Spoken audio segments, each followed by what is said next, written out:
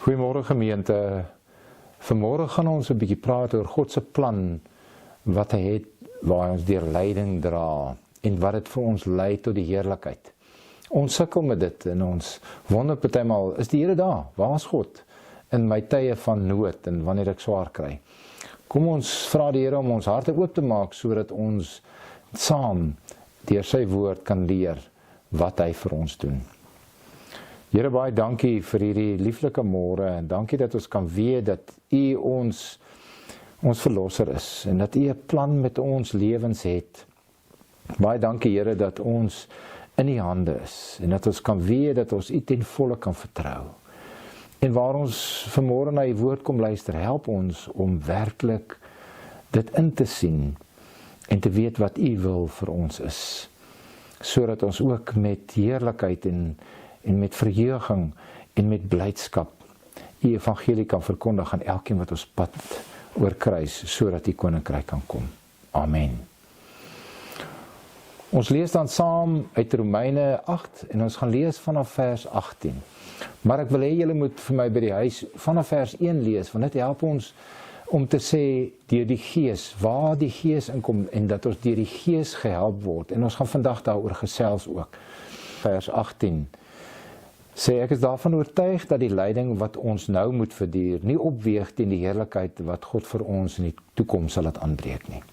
Die skepping sien met gespanne verwagting daarna uit dat God bekend sal maak aan wie sy kinders is. Die skepping is immers nog aan verydeling onderworpe. Nie uit eie keuse nie, maar omdat God dit daaraan onderwerp het. Daarbij het hy die belofte van hoop gegee. Die skepping sal self ook bevry word van sy verslawing aan die verganklikheid, om so tot die vryheid te kom. Die vryheid van heerlikheid waaraan die kinders van God deel sal hê. Ons weet dat die hele skepping tot nou toe sug in die pyne van verwagting. En nie net die skepping nie, maar ook ons wat die Gees ontvang het as die eerste gawe van God. Ons sug ook. Ons sien daarna uit dat God sal bekend maak dat hy ons sy kinders aangeneem het. Hy sal ons van die verganklikheid bevry. Ons is immers gered en ons het nou hierdie hoop. Want wat 'n mens sal sien, dit hoop jy tog nie meer nie. Wie hoop tog nog op dinge wat reeds gesien word? Maar as ons hoop op wat ons sien, nie sien nie, wag ons daarop met volharding. Die Gees staan ons ook in ons swakheid by. Ons weet nie wat en hoe ons behoort te bid nie, maar die Gees pleit self vir ons met versigtiging wat nie met woorde gesê kan word nie. En God, wat die harte deurgrond, weet wat die bedoeling van die Gees is, want hy pleit volgens die wil van God vir die gelowiges. En dan in die pragtige vers 28, ons weet dat God alles ten goeie laat meewerk vir die wat hom liefhet, die wat volgens sy besluit geroep is. Die wat hy lang tevore verkies het hy ook bestem om gelykvormig te wees aan die beeld van sy seun, sodat sy seun baie broers kan hê en susters van wie hy die eerste is. Die wat hy daartoe bestem het hy ook geroep. En die wat hy geroep het hy ook vrygespreek. En die wat hy vrygespreek het hy ook verheerlik. Tot sover. Nou as ons vanmôre kyk na die plan wat God het, wat ons dra deur ons lyding na heerlikheid, moet ons aansluit by die vorige pediskoop wat gaan oor die Heilige Gees, en ek wil graag vir julle daarby aansluit. In Romeine 8 vers 1 tot 17, vanaf vers 14 sê hy, almal wat hulle deur die Gees van God laat lei, is kinders van God. Almal wat hulle deur die Gees van God laat lei, is kinders van God. Die Gees wat aan julle gegee is, maak julle nie tot slawe nie. Nee, en laat julle nie weer in vrees lewe nie. Nee, julle die Gees ontvang wat julle tot kinders van God maak en wat ons tot God laat roep, Abba, wat beteken Vader. Hierdie Gees getuig saam met ons en gee dat ons kinders van God is. En dan kom die krits. Hy sê, en omdat ons kinders is ons ook erfgename en ons is erfgename van God. En ons is erfgename saam met Jesus Christus, aangesien ons ook deel het aan sy lyding.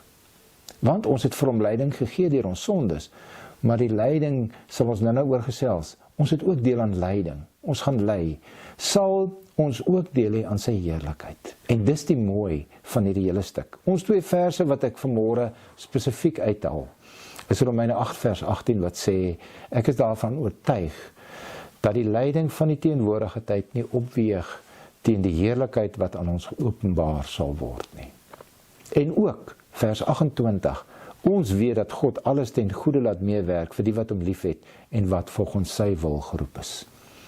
Nou ek en jy lewe in 'n wêreld van lyding. Dit is glad nie vreemd nie.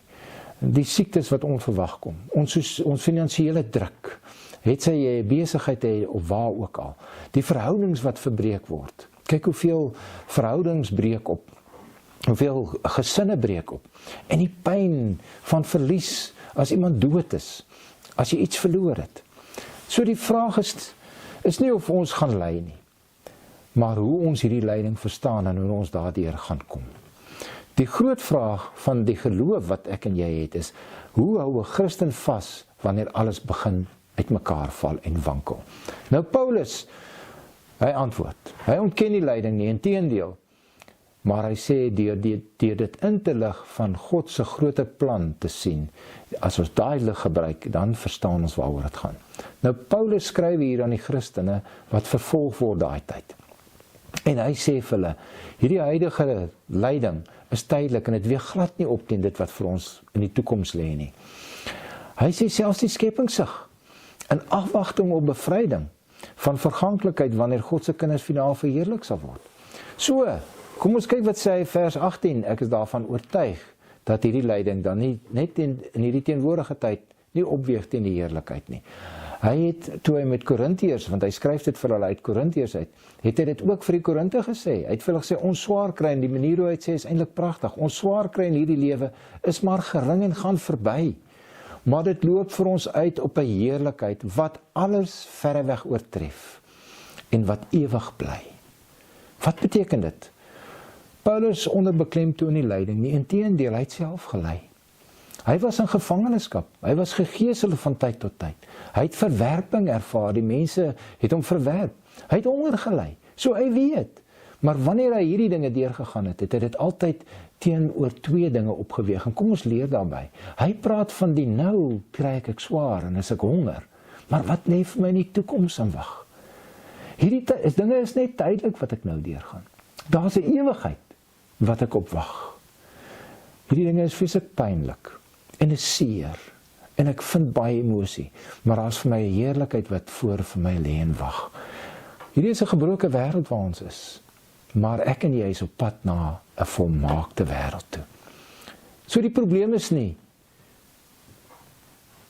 die nou nie, die tydelike, die pynlike en die gebrokenheid nie. Want selfs die skepingssig, Paulus sê self die skepingssig, want selfs die skepping saam met ons sig, droogtes, aardbewings wat plaasvind, siektes, verval wat plaasvind. Kyk hoe mors ons met die wêreld. Die wêreld val uit mekaar uit. Ons vat net en ons gee nooit terug nie. Ons gebruik dit vir onsself en ons gaan gooi dit weg. En dan sê hy ook ons gelowiges sig saam met die wêreld. Ons liggame wat siek word, soos ek sê, ons emosies wat breek, ons geloof wat getoets word.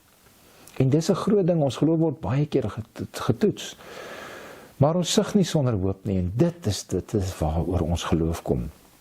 Ek wil vir julle 'n voorbeeld gee. Byvoorbeeld 'n swanger vrou. 'n Swanger vrou het baie pyn en lyding. Sy kry swaar. As sy in die somermaande baar, dan is dit warm, en sy moet verskillende klere aantrek, en dan trek sy uit, en dan moet sy aantrek, want dit is warm. In die winter moet hulle weer klere aantrek. Daar's pyn, daar's moeilikheid. Maar hierdie pyn het 'n belofte. Het 'n pragtige belofte aan my en jou. En die belofte vir haar is, daar word 'n kind gebore. 'n Kind wat sy baie lief het. 'n Kind wat sy styf vashou aan haar. 'n Kind wat sy oppas met haar lewe. En ons het al baie gesien dat 'n vrou gaan dubbel so ver, omdat haar kind so naby aan haar is. Net so is ons Christelike lyding. Dis nog nie die einde hierdie nie. Hierdie is maar die begin van iets wat groter is. En daaroor het ons hierdie hoop. En ons moet volhard daarin. Ons is gered in hoop. Die Here gee dit vir ons. En hoop is nie 'n wensdenkery nie. Inteendeel, dis sekerheid wat kom al sien ons dit nog nie. So ware hoop kyk vorentoe. Hy kyk nie net nou nie, hy kyk vorentoe. Hy hou vas aan die beloftes van die Here, want jy is mos lief vir die Here, jy het mos al jou hart vir die Here gegee, jy is mos een met hom.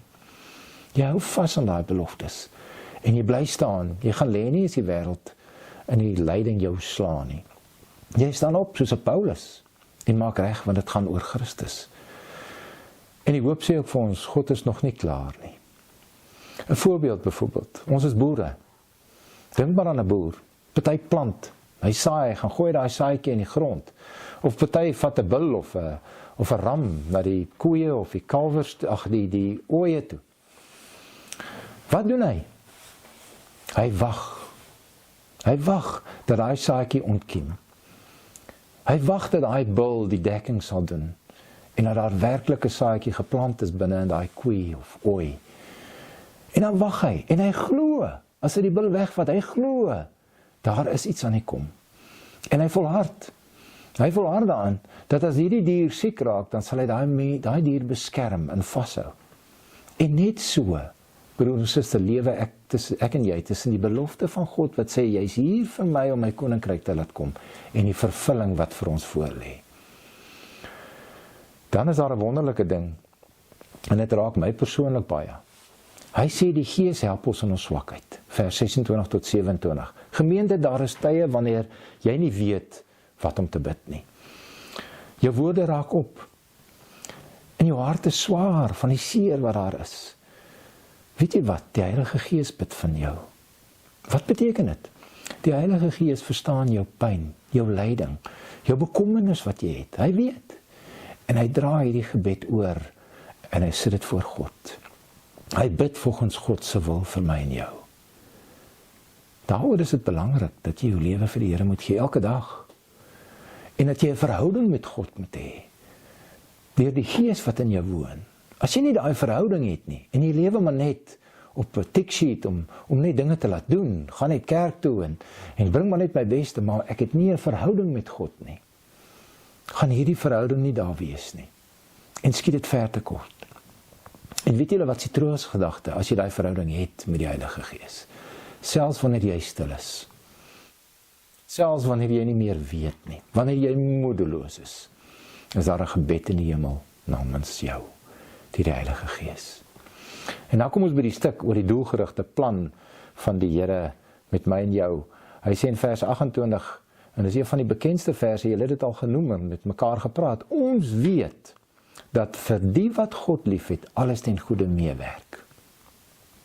En dit beteken nie, my broer en suster, dat ek altyd sal goed voel, dat dit altyd met my goed sal gaan, dat ek sal groei van niks tot iets groots, wat miskien aards is nie. Ek sal groei wel, as 'n kind van die Here. Maar wat ek moet besef is, te midde van dit, al staan ek hoe sterk, wat ook al, en daar kom hierdie lyding, of dit word weggevat, moet jy weet, God gebruik alles wat met jou gebeur, maak nie saak hoe swaar dit is nie. En jy kan vir my sê, Willem, jy het nie 'n idee nie, ek weet ek het nie 'n idee nie, maar ek weet dit, dat God het 'n groter plan met dit wat op jou pad kom. En daaroor kan ek vir julle 'n voorbeeld gee. Kyk vir Josef. Josef se broers het nie van hom gehou nie. Hulle het hom verkoop. Hulle wou hom eintlik doodmaak. Maar toe verkoop hulle hom. Hy is vals beskuldig deur sy eienaar se vrou. Wat nie eens waar was, hy is in die tronk gegooi. Ek dink, ek weet nie van julle nie, maar ek sou dan my broers nie baie van hulle gehou het nie. Ek dink ek sou hulle gehaat het, dat hulle al hierdie goed op my laat plaasvind het. Maar wat doen Josef? Toe hulle sien, toe sê, julle het kwaad bedoel, broers, maar God het dit in goeie laat die meewerk. Hy het daarmee goed bedoel. Julle weet, God skryf 'n reguit lyn, maar ek en jy sien net kromlyne. Omdat ons in 'n verganklike liggaam is, en dis hoekom ons na die verheerliking kan uitsien. Ons kan kyk na die goue plan wat God vir my en jou het vir verlossing. En ons sien een van die diepste waarhede in die laaste paar verse, 29, 30. God se werk het 'n begin tot 'n einde. God het vooruit geweet wie gaan hom kies, wie gaan sy hart oopmaak. Hy het dit so bestem, want hy het geseker gemaak die Heilige Gees werk in elkeen van ons. As jy 'n geroepene is van die Here en jy het 'n verhouding met God, dan is jy. So hy het jou geroep. Dis alles sy werk. Hy het jou vrygespreek omdat jy gesê het ja. En dis nie as jy self nie, dis die Gees wat dit in ons openbaar. En nou sê hy, ek het al hierdie dinge klaar met jou gedoen. Die verheerliking wag vir jou. My broer en suster, moenie laat hy al hierdie goed klaar gedoen het. En ek en jy het nie 'n verhouding met hom nie. Want as ons nie 'n verhouding met God het nie, en ons het hom net daar een kant om hom af en toe uit te haal en af te stof en dat hy moet help.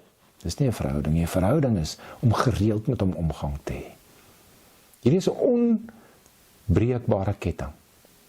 Waar God begin, maak hy klaar. Ek wil julle vir 'n oomblik net vinnig vat. Ek het dit al vele genoem, die rooi kolletjie teen die muur. Dis een klein kolletjie, kyk maar daar in die kerk as jy iemand het wat dit vir julle kan wys. Dis 'n klein kolletjie, dis nou se lewe. Die res van die kerk is die heerlikheid wat kom. Augustinus van Hippo, hy's 'n invloedryke teoloog, filosoof van die vroeë Christelike geskiedenis hier by 300-400 na Christus, het iets gesê wat vir my getref het. Hy het gesê, God se genade en ons lewe daarin is nie net die begin van geloof nie, maar ook die volharding. En daar jou redding rus nie op jou eie krag nie, maar dat jy God vertrou. So, hoe leef ons nou? Moenie moed verloor in lyding nie. Jou pyn is nie die einde van jou storie nie. Leef met 'n ewige perspektief. Wat jy nou sien, is nie wat vir jou voorlê nie. Dit is maar die begin. Vertrou die Gees in jou swakheid. Jy hoef nie alles self reg te doen nie. En glo God se plan, selfs wanneer dit nie sin maak nie. Gemeente, Romeine 8 sê vir ons, jy sal nie ly nie. Sê nie, jy sal nie ly nie. Dit sê, jou lyding het nie die laaste woorde nie. Want op die einde wag vir ons die heerlikheid, die herstel, die volmaaktheid en die mooi van dit alles, Christus self. Daarom kan ons saam met Paulus sê, die lyding van nou weeg nie op teen wat kom nie. Amen. Kom ons bid saam. Here, baie dankie dat ons hoop het. Selfs in lyding en in pyn en in bekommernis. Dankie dat U Gees vir ons laat intree wanneer ons nie woorde het nie. Here, help ons om vas te hou aan die beloftes, om U te vertrou en om vorentoe te kyk na die heerlikheid wat kom, om saam met Christus eendag in die nuwe wêreld te wees. Gee ons krag om te volhard, Here, en geloof om U plan te vertrou. In Jesus naam. Amen.